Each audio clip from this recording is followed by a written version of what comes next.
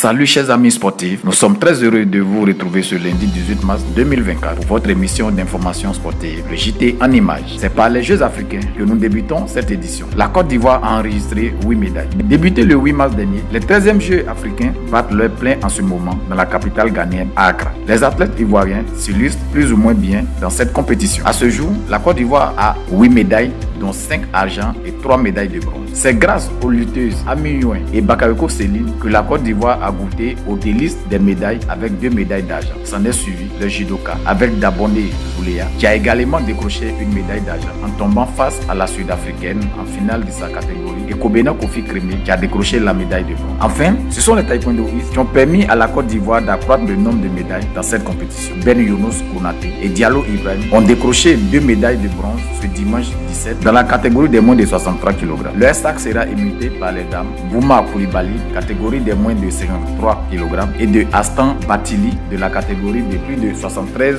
kg. Elles ont décroché toutes deux médailles d'argent. Comme on le voit, pour l'heure, la Côte d'Ivoire n'a pas encore le métal le plus précieux qui est l'or, mais réalise tout de même de belles performances. Bonne chance à nos athlètes à une semaine de la fin de la 13e édition des Jeux africains Accra 2023. Restons toujours aux Jeux africains pour parler de tennis. Eliakim Wilfried remporte son premier match. Contrairement à Wamien Frank et à Bationo Abdoulaziz qui ont perdu leur première rencontre, le porte-flambeau et favori du tennis ivoirien, Eliakim Wilfried Koulibaly, a quant à lui remporté son premier match face au tennisman ghanéen le samedi 16 mars 2024 au Hall Boiteman d'Accra. Après cette victoire, Eliakim s'est exprimé au micro de notre envoyé spécial. Je suis très rentré dans le match malgré que les conditions ne sont pas vraiment faciles.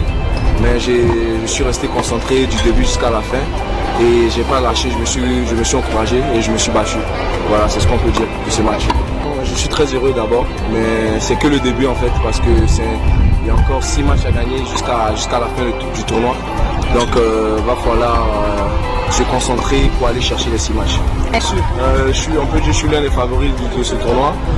Je suis la tête de série 4, mais il y a plein de personnes qui jouent très bien ici. Mais ça me donne aussi un avantage, donc je suis très confiant de moi et j'espère aller jusqu'au bout. Bien sûr, on va tout donner pour la médaille et le reste on verra, c'est Dieu qui décidera. Donc, voilà. Le ministre délégué chargé des sports et du cadre de vie, Adjemek Silas, rend visite à la délégation ivoirienne. Le ministre délégué Adjemek Silas a rendu visite à la délégation sportive de la Côte d'Ivoire au village des Jeux afin de les féliciter. En effet, le ministre délégué des sports a rejoint la délégation sportive ivoirienne conduite par Bertin Kofi, directeur général des sports, la semaine dernière. Dès son arrivée, coïncidé avec la victoire de Kobena Kofi Kremé, le ministre Mech a rendu visite à la délégation ivoirienne au village des Jeux dans le but de les encourager et les féliciter au nom du gouvernement ivoirien. Cette visite du patron des sports en Côte d'Ivoire a sans doute galvanisé les athlètes. Escrime, Maxine Isabelle Esteban se qualifie pour les Jeux Paris 2024. L'escrimeuse ivoirienne Maxine Isabelle Esteban s'est qualifiée pour les Jeux Olympiques de Paris 2024 le samedi 16 mars 2024. Félicitations à Maxine qui a marqué l'histoire avec cette belle qualification des Jeux de Paris 2024. Parlons à présent de football féminin. Le Bantamang Football Club de Bouaké enregistre sa première victoire de la saison. Monté en première division cette saison 2023-2024, le club cher au président Louré Zebado, qui fait ses débuts en première division du football féminin ivoirien, a dû attendre la 14e journée pour décrocher ses 3 premiers points. En déplacement à Daloa pour affronter le Sekala Sport de Guido dans le cadre de la 14e journée du championnat féminin du football ivoirien, les étoiles du Bantamang ont défait leur homologue de Guido sur la coupe marque 1-0 marqué à la 34e minute par Ami Traoré, le dossard numéro 9 des Bleus de Bouaké. Cette première victoire permet au seul club féminin évoluant en première division de la région de Béké de croire en ses chances pour le maintien en D1. Heureux, le président dédie cette victoire aux autorités de Bouaké. Il faut dire que ça fait 3 matchs aussi qu'on n'a pas perdu. Aujourd'hui, on a eu la victoire et je dis merci à Dieu, l'Éternel Tout-Puissant, qui nous permet de gagner une victoire aujourd'hui. Gagner un match vraiment très important hors de notre commune. Et je dédie cette victoire à M. le maire ainsi qu'aux autorités de la ville de Bouaké. Vraiment, ça n'a pas été facile, mais Dieu merci.